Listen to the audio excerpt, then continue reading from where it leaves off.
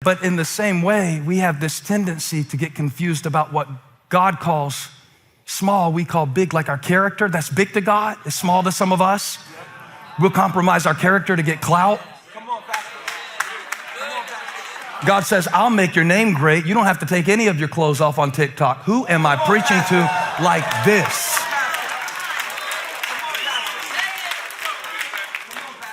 And in the same way that we can confuse what God calls small with what we call big, and what we call big and God calls small, the prophet Isaiah says we have this problem. And I want to give you this verse. It's very powerful in Isaiah 5, verse 20. Let's call on the prophet. He said, woe to those who call evil good and good evil, who put darkness for light and light for darkness, who put bitter for sweet and sweet for bitter. What's he talking about here? I think you know exactly what he's talking about.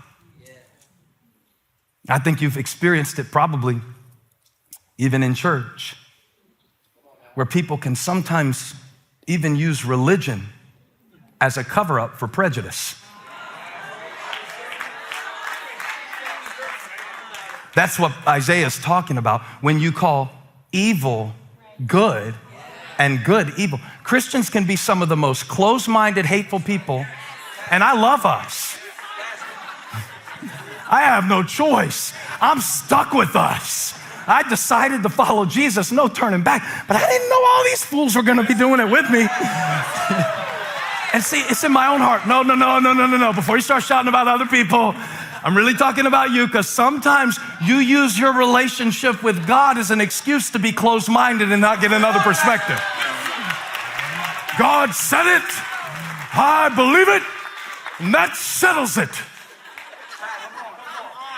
Is this stance awkward for you? It's awkward for me. You know, I'm standing on the word of God. No, you're not. You're stuck in tradition. And people will use the message of the Bible as an excuse to be mean. Like, I know it's a corny joke. I didn't tell you this one yet. This woman went to church. She hadn't been in a long time. She didn't have any nice clothes, so she was wearing clothes that was inappropriate to go to church. So when she got there, the preacher talked to her afterwards. He was like, hey, you need to wear something different when you come to church next week. That isn't appropriate. So, you know, you just might want to put something different on. Ask God what he wants you to wear next week. She came back next week wearing the exact same thing. Said, preacher said, she obviously didn't hear me the first time. He met her at the door. He said, I thought I told you before you come back this week, ask God what you should wear to church. I want you to go home. Before you come back next week, ask what you wear to church. She comes back in the same thing. That's all she had. She had a rough life.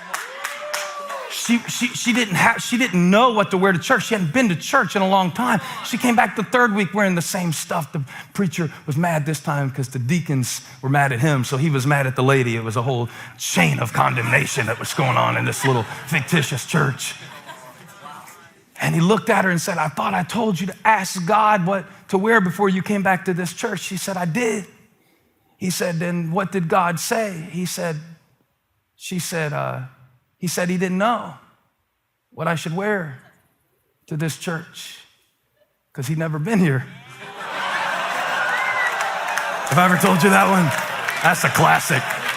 That's a classic. How many of you knew the punchline before I said it? And you're waiting for me to get to the good part, right? Tell them, Pastor. Tell them we ought not be, Oh, it's so amazing, church people. So what we do is we substitute judgment and call it holiness. We call evil good. And evil is only what others are doing. The decibel levels are going down as I make it more personal. Come on, get back to the good part. This is the good part. This is the good part of a sermon where it challenges your assumptions that are keeping you from accessing the blessing of God.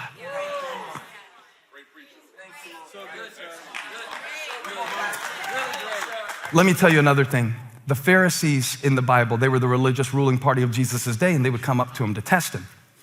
So one time they came up to him, and the man didn't have good motives. He said, Jesus, he called him, good teacher,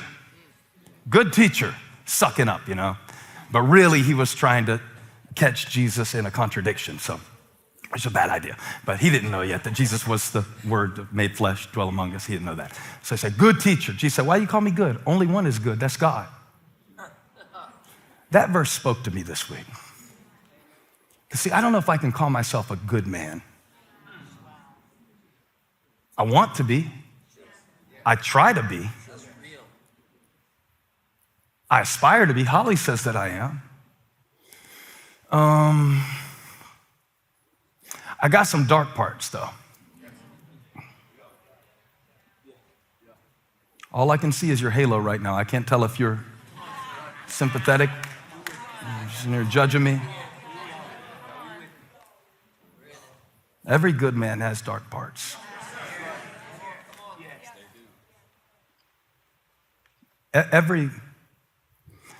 There is a part of every person that is really dark.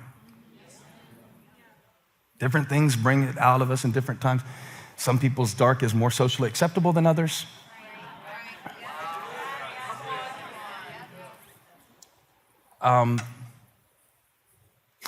And if the people around you haven't seen your dark part, they haven't got close enough yet. Even Joseph, who is held up rightly as a hero, kind of an example of how to deal with life's disappointments, setbacks, and let's be honest, man, he went through rape charges. He went through false imprisonment because of those charges. He went with being forgotten by the people that he helped, like all the things that we deal with just times 100. We deal with little versions of these overlooks and these offenses. Well, he dealt with them, on the grandest, most epic scale. And he was able to say something so powerful. God intended it for good. And if you only read that, and I think this is why that you don't like the sermons about Joseph, because in our effort to just skip to that and to make it all good, these little things, it's all good. Romans 8:28, it's all good. Romans 8:28 doesn't say it's all good. You remember when you're working on that sermon? Tim Fair was working on a sermon one time. We're in a meeting and he goes, I want to preach a sermon at the Rock Hill campus called It's All Good. Romans 8:28, all things work together for good. I'm like, Timmy, I love you. You can't preach that. That's not what Paul said. He didn't say all things are good. You got people out there who have been molested. You want to preach it's all good? You've got people out there who can't pay their bills. You want to preach it's all good? And I wasn't mad at him. We were just studying the text together. This is how I show love. I get it. I get in there. Yeah, this is how I show love. I said, it's not all good. If you want to preach that passage, you can preach it's going to be good. And this is what I want to preach to you about today. I want to preach to you about how to get to the good part. But I want to warn you, you can't get to the good part if you're not willing to go through the dark part.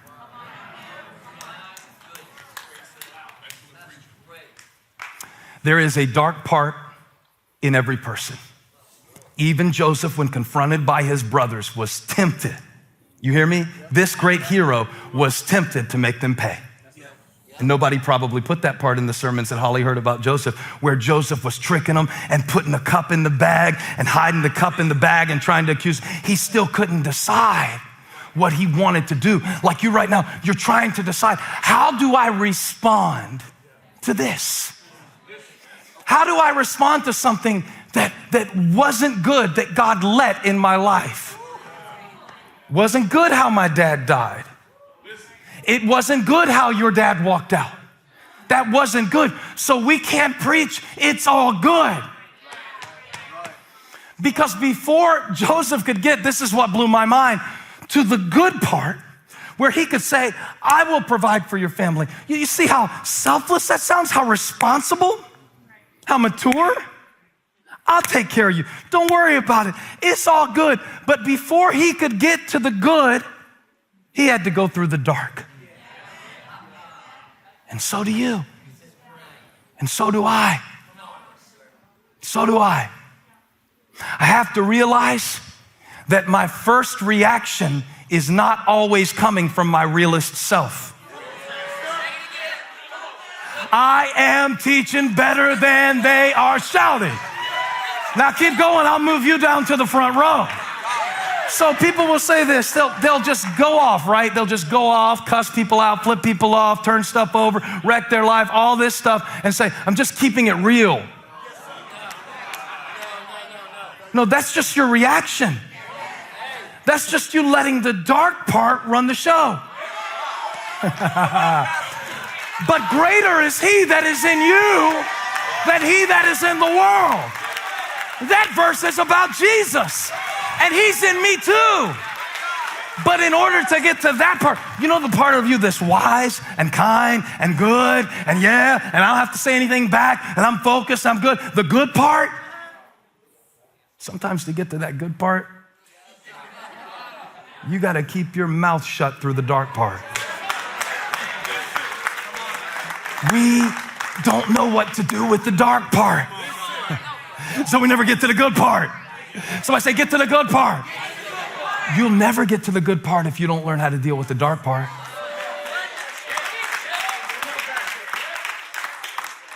So I guess they're right. You have to make it through a few seasons before it gets good.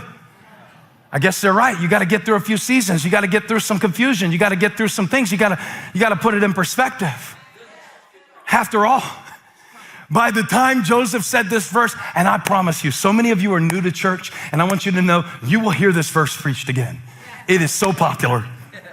You will hear this verse preached out of context like Joseph just said it when he woke up one morning. Well, you meant for evil, God meant for good. Without the setup, that punchline is empty. It has been years since Joseph's brothers came back. He's had years to look back on it. He's had time to reflect on what it is that God was doing. And our problem is sometimes we just want to spoon feed people these sugar-coated answers. There's a reason for everything. That's not always your job to remind somebody of that. You know, I went off on somebody one time. There's a reason. Well, tell me what it is. Since you're God, what is it? Joseph said, I'm not in the place of God. But yet he acted like him. Because he saw what was good through what was dark. Isn't that what God did in Genesis?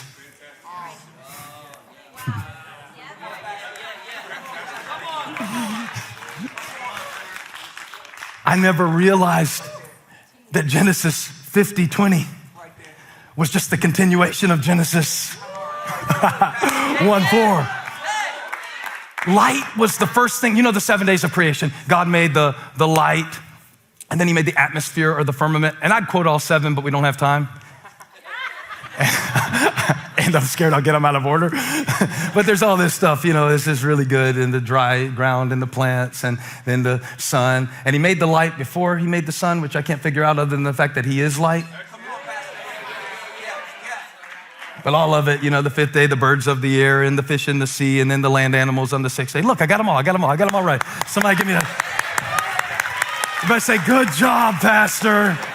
Good job. You want a cookie, you want an A+, you want a star on your chart. But all of that becomes more powerful when you realize that in Genesis 1:4, look at this. God saw that it was good. He doesn't need light to see he is light, so he saw it was good while he was still doing it. Most important thing I've learned, like in creating a sermon, a song, really even in building a family and trying to create a great relationship, is that there's always a dark part. Just like you have flesh and I have flesh, and you have memories and I have memories, and you have temptations and tendencies and I do too.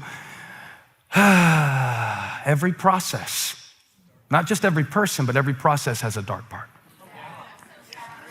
I can't think of a single song that I ever wrote that I didn't at one point during the song feel like Ichabod, the glory has departed. I'll never write another song. What am I trying to do? And at these moments, I don't know how to explain this to you. I know you know what I'm talking about. I'll be sitting there going, Tom Petty wouldn't have liked this song. Tom Petty is dead. Tom Petty never even heard of elevation worship while he was alive. I got Tom Petty looking over my shoulder going, not so sure. Where did Tom Petty come from in this?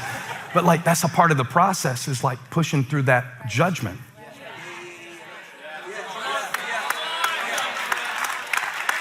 Hate when y'all do that too. For you, it's not Tom Petty over your shoulder. Okay, it's your mom.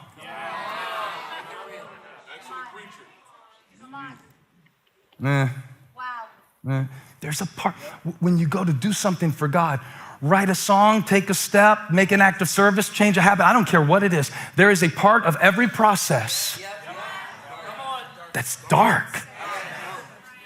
And it can come right before the best part.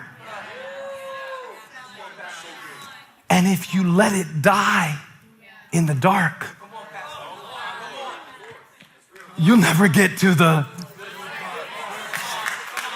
Like, I promise you, it's not just the caffeine in me. It's like, God sent me out here to say to somebody, you've got to get through this dark part.